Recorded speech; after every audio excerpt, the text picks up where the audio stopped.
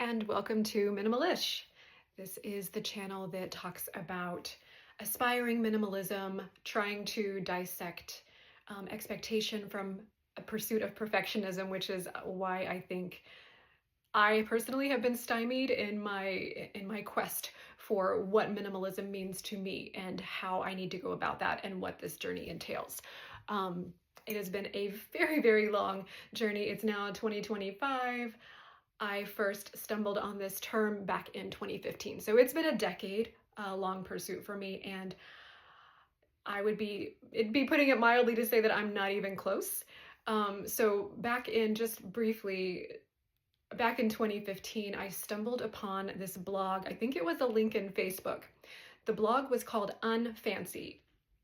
I would say something like, I'll drop a link in the description box so you can check it out, but the fact is I don't know how to do any of that stuff yet. This is literally my intro video, so I'll be figuring fancy techie things like that out as I go along. But anyway, Unfancy was this blog that I stumbled on, and it was about a streamlined capsule wardrobe.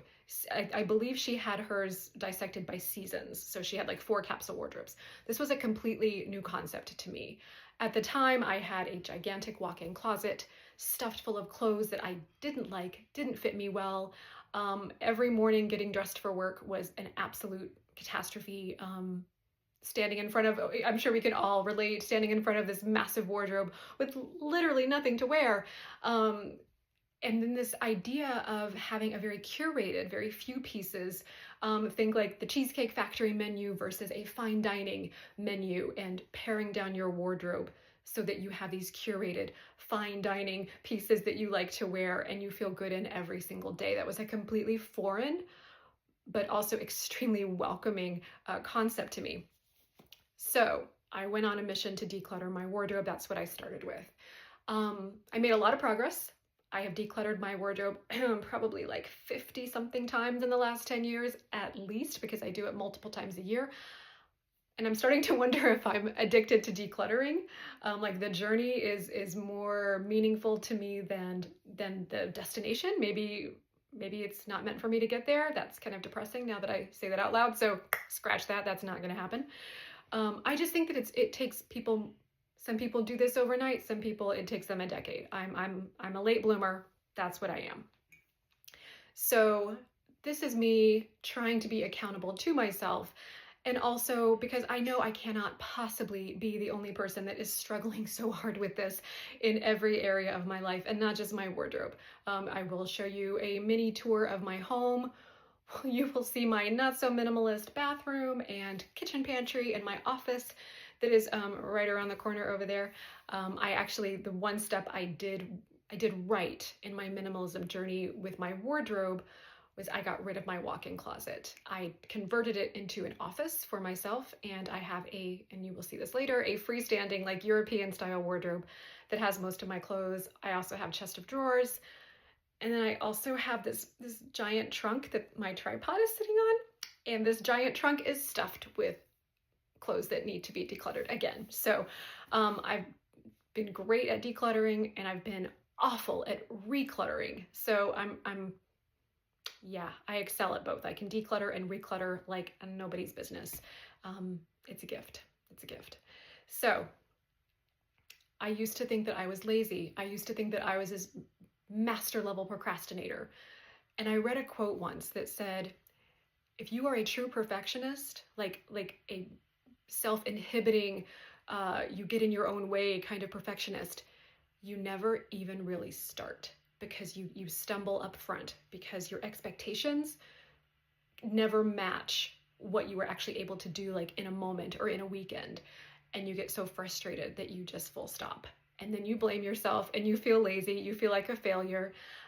And when I read that and I realized that I am a perfectionist, and it wasn't something that it wasn't a term I ever identified with, because I think of perfectionism or perfectionists as people that have their shit together. And that was not me. It is not me today.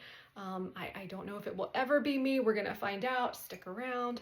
If you find yourself in this boat, I'm going to give myself a homework assignment at the end of every video please feel free to do your own homework assignment, something that's meaningful to you, that will help you incrementally a little bit along this way, because it is a journey. It's not something that has to be done all at once. And I think that is partly my stumbling block for myself, because I want it now. I see these minimalist videos and channels on YouTube, and their homes are already beautiful and streamlined and clean, and they have a system for this and a system for that, and a capsule wardrobe, and a very streamlined routines. And I want that so badly. I just don't know how to do it. So instead of binge watching their episodes and their channels and feeling even worse about myself, this is me attempting to get my shit together and hopefully helping other people also. If your shit is scattered like mine, then, stick around. Maybe we can do some good together. A couple of the channels, though, that I'm crushing on really, really hard right now that I just want to give a shout out to. Exploravore, who is an extreme minimalist living in San Diego, has no furniture in her apartment, like 23 items of clothing in her wardrobe. I never thought I wanted to be an ultra minimalist, but she makes it look really sexy. So maybe that's something I'm giving some thought to. She's very cool, very interesting perspectives on things, and I'm getting a lot of ideas from her, even though I don't know that my journey will be that extreme.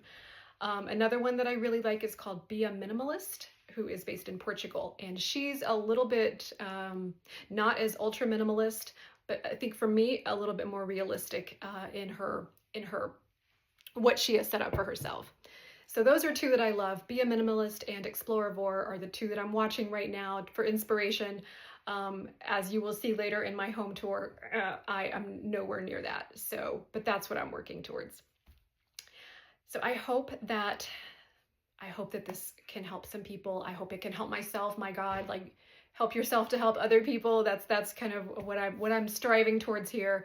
And I know this has been sort of bumbling, and I'm even thinking about putting some bloopers at the end of this because I suck on video. I'm not comfortable whatsoever. If you notice my favorite coffee mug, best day ever, it should really say most terrifying day ever, because this is not normal for me. This is not comfortable for me. But change doesn't happen in your comfort zone. And I have a very, very deep comfort zone. So I'm trying to claw my way out, because growth doesn't happen there and change doesn't happen there. And this is something I'm craving and something I know needs to happen. And I know it won't happen if I continue to do the same things that I've always done in the same way that I've always done it. So with that, I'm going to bid you a good day, and I will, homework. I forgot about my homework. I'm going to be taking a video tour of my home, and that will be my next post to show you how minimal my home isn't right now. So that is going to be in the next video. I hope you stick around, and I hope you have a great week. Thank you.